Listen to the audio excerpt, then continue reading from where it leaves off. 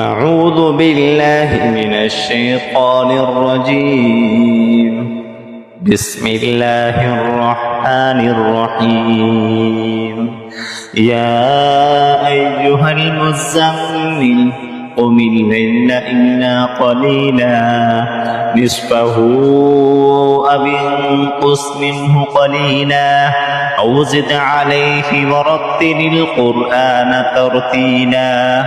إنا سنلقي عليك قولا ثقيلا إن ناشئة الليل هي أشد وطئا وأقوم قيلا إن لك في النهار سبحا طويلا واذكر اسم ربك وتبتل إليه تبتيلا رب المشرق والمغرب لا إله إلا هو فاتخذه وكيلا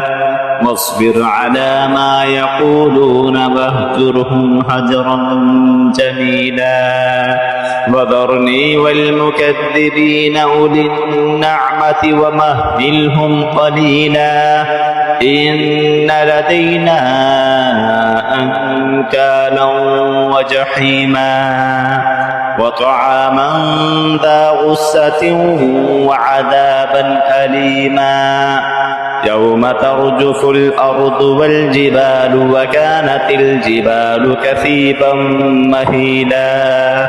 إنا أرسلنا إليكم رسولا شاهدا عليكم كما أرسلنا إلى فرعون رسولا فعصى فرعون الرسول فأخذناه أخذا وبيلا فكيف تتقون إن كفرتم يوما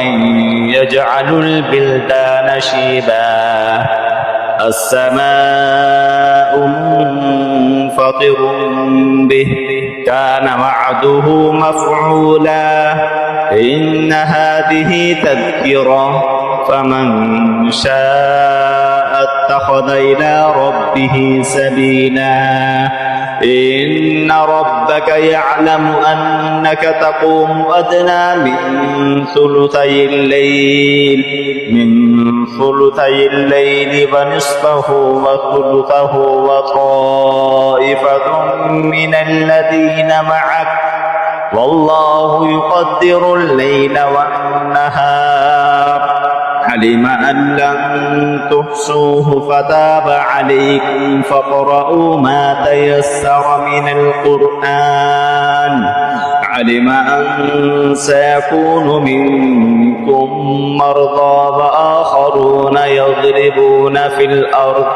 وآخرون يضربون في الأرض يبتغون من فضل الله وآخرون يقاتلون في سبيل الله فاقرؤوا ما تيسر منه وأقيموا الصلاة وآتوا الزكاة وأقرضوا الله قرضا حسنا وما تقدموا لأنفسكم من خير تجدوه عند الله هو خيرا وأعظم أجرا واستغفروا الله